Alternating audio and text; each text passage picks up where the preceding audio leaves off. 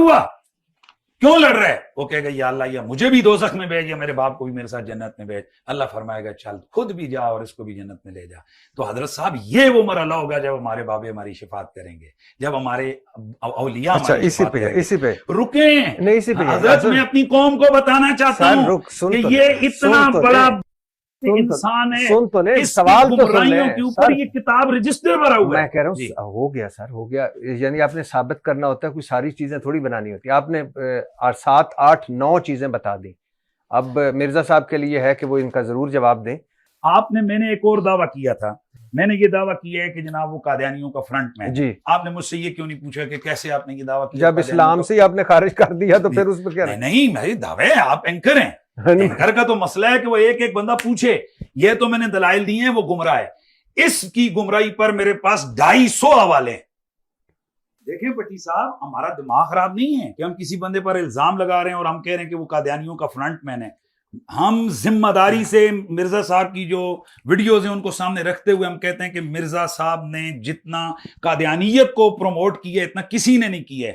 اور ہم چیلنج کر کے کہتے ہیں کہ مرزا کبھی قادیانیوں کے ساتھ مناظرہ اور بحث کر کے دکھائے. وجہ یہ کہ ان کی ایک ویڈیو ہے جس میں یہ کہتے ہیں کہ قادیانی جو ہیں یہ اہل قبلہ ہیں اور قیامت والے دن ان کے چہرے, ان کے جو اعضائے وضو ہیں وہ چمک رہے ہوں گے.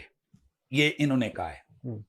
اچھا, ایک اور جگہ وہ تو دجال کہتے ہیں مرزا. نہیں ایک سیکنڈ, مرزا وہ تو کہتے ہیں, ہم کہہ رہے ہیں کہ یہ تو ایک ہوتی ہے کہ اچانک یہ کہے کہ مرزا بہت اللہ کا ولی ہے تو اس کو لوگ پھر مانیں گے. یہی طریقہ ہوتا ہے نا کہ آپ سافٹ کارنر پہلے پیدا کریں پھر آہستہ آہستہ. بھائی جان ہم ساری ثابت کریں گے کہ یہ بندہ اس پوائنٹ پر لے آئے پوری امت کو اور اپنے جو اس کے سننے والے ہیں کہ ان کے دلوں میں ہمدردی آ گئی ہے قادیانی, اور وہ لوگ کہنے لگ گئے ہیں کہ یار ان کے خلاف تو ایک سیاسی بحث کے اوپر ان کو جناب گورنمنٹ آف پاکستان نے ایسا کیا ہے, جو کہ پچھلے اتنے عرصے سے قادیانیوں کا مشن ہے پاکستان میں جس میں انہوں نے بڑے بڑے لوگوں کو خریدا اس کام کے لیے کہ تاکہ ہمارا سافٹ کارنر پیدا کیا جائے. میں یہ کہہ رہا ہوں کہ یہ اس نے کہا ہے کہ جی ان کے چہرے قیامت والے دن چمک رہے ہیں. یہ انہوں نے مرزا صاحب نے کہا, آپ کو ابھی ویڈیو اس کے بعد دکھا دیتے ہیں, چیزیں دے دیتے ہیں. اچھا, پھر انہوں نے کہا جی کہ قادیانیوں سے نکاح کرنا کیسے سے سوال ہوا. کہتے ہیں اصولی بات یہ کہ یہ اہل کتاب سے بہتر ہیں. اہل کتاب قرآن کو نہیں مانتے, نبی کو بھی نہیں مانتے. تو اب یہ کیا عوام کو ترغیب نہیں دی جا رہی ہے کہ جناب وہ تو قرآن نبی کو نہیں مانتے, کم از کم یہ قرآن اور نبی کو مانتے ہیں, لہٰذا ان کے ساتھ نکاح کرنا درست ہے.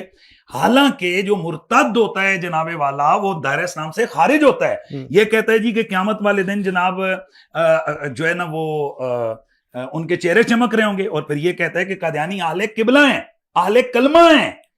بخاری شریف حدیث نمبر 371 ہے جس میں اہل قبلہ کو مسلمان کہا گیا. رسول اللہ نے فرمایا من صلی صلاتنا واستقبل قبلتنا واکل ذبیحتنا فذلک المسلم. جس آدمی نے ہماری نمازوں جیسی نماز پڑھی, قبلے کی طرف, ہمارے قبلے کی طرف منہ کر کے نماز پڑھی, ہمارا ذبیحہ کھایا, وہ مسلمان ہے. جو اہل قبلہ, اس نے کہا نہیں کہ اہل قبلہ ہیں, تو وہ مسلمان ہے. پھر اہل قبلہ کو کافر قرار دینے کی اجازت نہیں ہے کیونکہ یہ ان کو کہہ رہا ہے وہ اہل قبلہ ہیں, اور قانون شریعت کے مطابق آپ اہل قبلہ کو کافر نہیں کہہ سکتے ہیں کیونکہ اللہ کے رسول فرماتے ہیں فذالک المسلم, وہ مسلمان ہیں. اسی طرح بخاری شریف حدیث نمبر 393 میں بھی ہے من شہد اللہ الہ الا اللہ واستقبل قبلتنا وصلی صلاتنا واکل ذبیحتنا فهو المسلم, وہ مسلمان ہے جو اہل قبلہ ہے. پھر اسی طریقے سے بخاری شریف کے اندر ایک اور حدیث ہے, بخاری, مسلم, ترمذی, ابن ماجہ, 20 حدیثیں من قال لا الہ الا اللہ دخل الجنہ.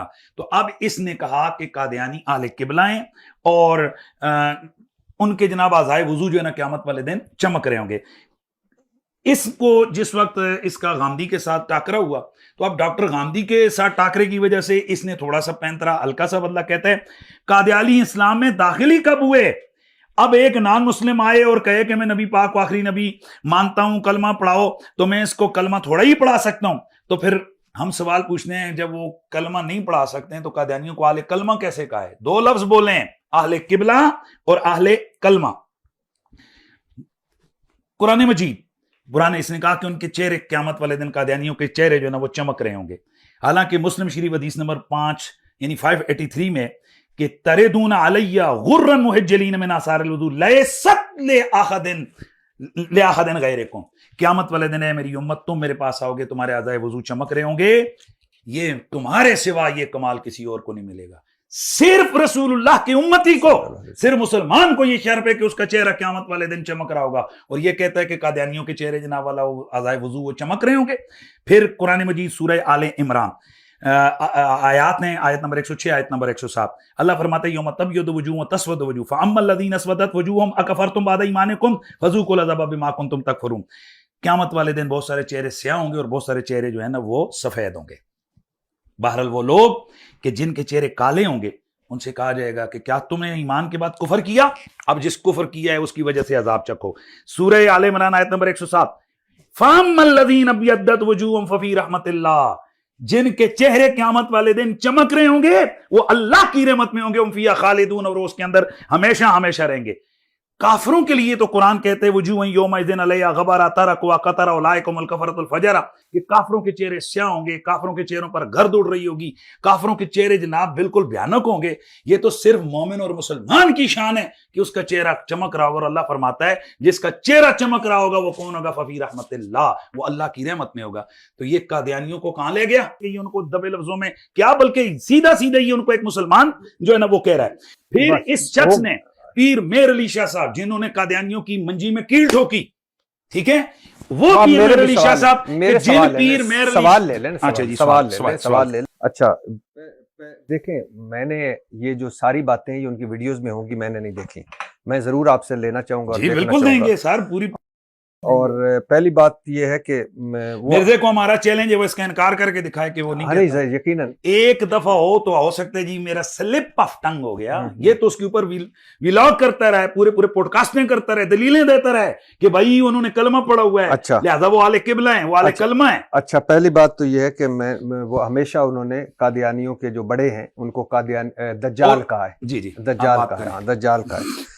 دوسری بات ہے کہ انہوں نے بابے اپنے جو کہے، وہ بابا انہوں نے کہا کہ جی میرے نبی جیسا کوئی ہے ہی نہیں، تیرے بابے کچھ ہے ہی نہیں، نبی میرا بابا ہے، چاروں خلفائے راشدین بابے ہیں، جو میں نے سنا ہے۔ تیسری بات، اچھا جی نہیں، ان کے ہمارے پاس ویڈیو موجود ہے جس میں کہتا ہے میرا بابا مسلم ہے، میرا بابا بخاری ہے، تو صحیح مسلم اور صحیح بخاری کو تو مانتے ہیں نا۔ اچھا، حیرت کی بات ہے، بخاری اور مسلم کو بابا مانتا ہے، جو بخاری اور مسلم کا استاد ہے، ان کے استادوں کو استاد ہے، ان کی سند جہاں تک پہنچتی ہے وہ امام اعظم ابو حنیفہ ہیں، ان کو یہ جناب۔ اب بات یہ ہے، یہ بھی میں نے نہیں سنا، ابھی میری ہزاروں باتیں ہیں، 250 تو چیزیں میں نے آپ کو بتایا وہ ابھی یہ موجود ہیں، یہ آپ کو میں دے سکتا ہوں۔ ہاں نہیں، ٹھیک ہے، یہ ایک پوائنٹ پہ 250 300 چیزیں، یہ وہ چیزیں ہیں کہ سر جس میں دیکھیں نا اہل علم جب آپ بات کر رہے ہیں، مثال کے طور پہ آپ نے جو جتنے دلائل دیے، یہ مزہ تب بھی تھا کہ وہ سامنے وہ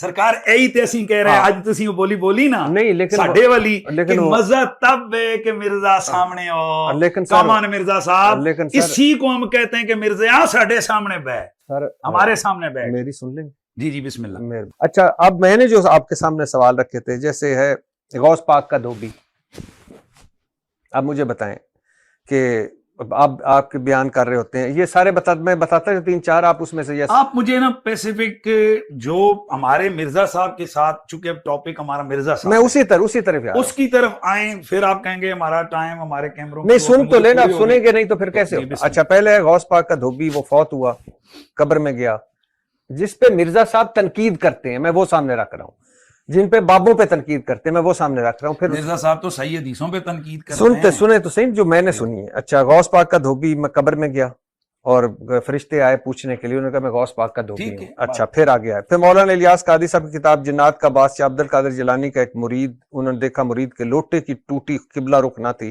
ملال ہوا جلال میں، نگاہ جلالی ڈالی، مرید کو جلا کر راکھ کر دیا، بعد میں لوٹا بھی قبلہ رخ ہو گیا۔ اب یہ دیکھیں، غوث پاک میرے پاس ہے، یعنی ایک انسانیت میں حیران ہوں کہ پیر صاحب نے جلالی بندہ مار دیا، ایک انسانیت کا قتل پوری انسانیت کا۔ حیات المعظم میں ہے، غوث پاک میرے پاس اللہ کا دیا ہوا ایک رجسٹر ہے جس پر میرے تمام مریدوں کے نام لکھے ہوئے ہیں، اللہ تعالیٰ نے مجھے گارنٹی دی ہوئی ہے کہ میرا کوئی مرید توبہ کیے بنا نہیں مرے گا۔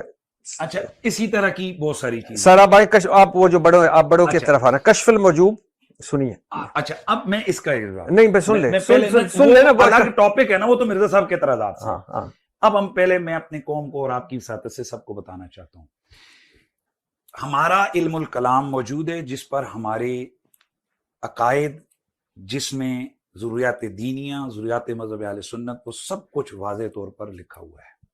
صوفیاء یا اس طرح کے بزرگوں کی حوالے سے لکھی گئی جو کتابیں ہیں جن میں کرامات وغیرہ اس طرح کی چیزیں وہ لکھتے ہیں، یہ اگر قرآن و سنت کے اصول اور دساتیر کے مطابق یہ درست بیٹھتی ہوں تو، اور اس کے پیچھے جو سورس ہے، یعنی جو جس سند سے جس واسطے سے بیان کی جا رہی ہے وہ واسطہ درست ہو، تو ہم اس کرامت کو مان لیتے ہیں. کرامت کے ذریعے سے نہ ہمارا حلال ثابت کرتے ہیں ہم، اور نہ ہم اس سے حرام ثابت کرتے ہیں. ایسا نہیں ہوتا کہ یہ بات حلال ہے کیوں فلانے نے خواب میں یہ دیکھا، ایسا نہیں ہوتا. حلال اور حرام اور ان تمام چیزوں کا دار و مدار قرآن و سنت. میں اسی پہ پلیز خدا کے لیے، جتنی بھی صوفیاء کی کتابوں میں اس طرح کی باتیں، یہ جسٹ یہ جو کتابیں ہوتی ہیں ان کا اتنا ہوتا ہے کہ ان میں اگر کوئی اچھی تعلیمات کے حوالے سے فلان ایک کام کیا اس کو یہ اجر مل گیا، یہ تاکہ لوگوں کی ذہن سازی ہو، اس حوالے سے ہوتا ہے. یہ نہ ہمارے کسی کورس کی کتابوں میں، نہ ہمارے مدارس میں، نہ ہی ہماری بنیادی کتابیں جن پر ہمارے میری یار سن لینا. نہیں آپ بات غلط کر رہے ہیں، بات غلط کر رہے ہیں. نہیں میں آپ کو ہمارا آپ انہی بابوں کی وجہ سے تو ان پہ چڑھائی کر کے بیٹھے ہیں. میری حد تو سن لیں، میں آپ ہی کی بولی بول رہا ہوں، آپ کا لفظ بولنے لگا. اچھا پھر آ سکتے ہر بولنے لگا ہوں جو ابھی آپ بولنا چاہ رہے ہیں. ہر ایسی چیز کہ جو قرآن و سنت کے خلاف ہو، ٹھیک ہے، اور اس کو جو کرامات کا ہی کوئی خام خواہ تو نہیں ہے نا، اس کے بھی پیچھے پورے فنون ہیں، پورے علوم ہیں، پورا ایک فن ہے. اس کو سامنے رکھتے ہوئے اگر وہ چیز ثابت ہو ان اصولوں کے ذریعے سے کہ کہاں خبر سچی ہے کہاں خبر جھوٹی ہے، تو پھر اس کرامت کو مانا جاتا ہے. اس سے بھی حلال حرام وغیرہ ثابت نہیں کیا جاتا. باقی اس طرح کی کوئی چیزیں تو جیسے حدیث کی کتابوں میں ضعیف روایتیں ہوتی ہیں چھوڑ دی جاتی ہیں. نہیں سر، اچھا حدیث کی